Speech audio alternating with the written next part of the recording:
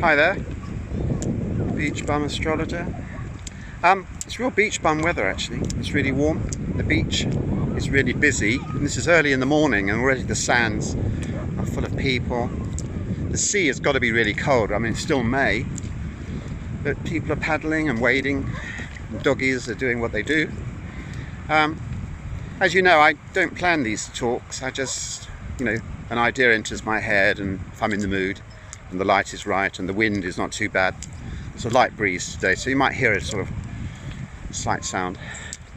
But I was thinking about media horoscopes. It's a sort of perennial discussion point in astrology. A lot of the so-called serious astrologers, people with degrees, diplomas, and loaded in scholarship, tend to disdain media horoscopes. They say that it trivializes astrology. I do a column for the Lady magazine. Russell Grant has written for just about everybody over the decades, and he's probably the one astrologer who could be described as a household name in Great Britain. Shelley von Strunkler, the Sunday Times. And the argument against these columns is that the astrology is so simplistic and the topics so banal that astrology is the loser, that somehow it gets misrepresented. I don't really have much time for that argument, to be honest with you. There's always got to be a public interface for any subject, whether it's physics, chemistry, or whatever. As I've said before in my private conversations with astrologers, when you think about physics and Professor Brian Cox, he surfs his subject. He sort of skates over. He's presenting the sexy side of it, and no one says that he's misrepresenting particle physics or astrophysics or whatever it is that he's into. And the same with astrology. Astrology is a very complex subject. It can be complex. It can be as complex as you want it to be.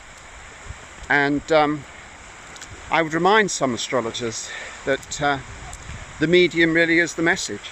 In other words, a newspaper or a magazine that's commercially driven knows what it wants, and it doesn't want to know about the spiritual side of your nature. It doesn't want to know about the philosophy. It wants to know, can we put a column together that's likely to be read and be meaningful or useful to the reader? And you have to talk to the reader in a style that's appropriate for that particular title, and those are really the unwritten rules. There's no getting around it. I mean, Marshall McLuhan made that point about the medium being the message. And I also remember the late Dennis Elwell. He's one of the great sort of writers on astrology, quite the thinker. He was himself a journalist too. I think he was a sub-editor, although there's some mystery about which title he worked on. No one ever says. It's bizarre. There's no instinct or interest in knowing what people do. And he became notorious for criticising media astrologers. He thought that they were so banal. He thought that we were missing a great opportunity to be profound, as if readers of the TV Times or even the Sunday Times want to know what some 13th century astrologer thought about the quincunx or whatever. Yeah, right. The strange thing about Dennis Elwell is that he actually wrote a very interesting essay about media horoscopes, but it was actually about the solar scope, which is the sun sign chart. And he reached the conclusion that in some respects the sun sign chart, that is to say for Gemini, Aries and so forth, not the birth chart but the sun sign chart, can on occasions be more insightful than the natal chart itself, which is interesting in itself. And yet he became notorious for being so rude about media astrology. As I say, I think that the columns that you read in your papers and magazines, they may seem at times trivial, but what Dennis Elwell called banal actually is real life. We all want to know, are we going to have a good day, a good week? What are the challenges? Love, money, work, especially in a time like this when a lot of people don't know what the future holds at the moment. All the certainties have been thrown out the window, and astrology at its best can offer guidance through an analysis of trends.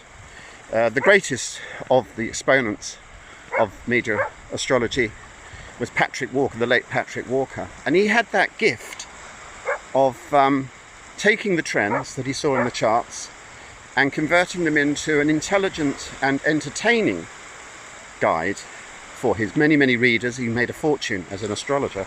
This is back in the 60s and 70s. He died prematurely at 65 of food poisoning, E. coli, I think. And but he just had that special knack. He could contact with the readers, and he probably did more for astrology than a lot of people who accumulate all sorts of wonderful degrees and so forth, and then spend the rest of their life bitching about media astrologers. Not everyone's going to agree with what I've just said. A lot of people, even within the realm of astrology, will be sitting there tut-tutting, ready to press the dislike button. That's fine, I don't mind. I'm just offering an opinion. My background's in journalism, so naturally I have a bit of a bias there. My focus is on communication, not just about what I see in the horoscope, but it's important to me that one gets across the message to people, because without the message, astrology is just another dead subject, something for the libraries and the dust motes and all the rest of it. We've got to keep it alive somehow, and we keep it alive amongst ourselves through conferences, conversation, magazines and so forth, but we've also got to keep it alive in the public realm. Otherwise people just think it's something that belongs to the past. Anyway, I've gone on a bit, haven't I? Yeah, I have. Lovely, isn't it? Look, there's a horsey. Can you see it? I don't know. I don't know whether it came on the camera there. There's a horse in the sea. You see it all, a seahorse. Anyway, I suppose I better get back soon. I'm going to do some work on the astrological journal. But thanks for listening. See you again.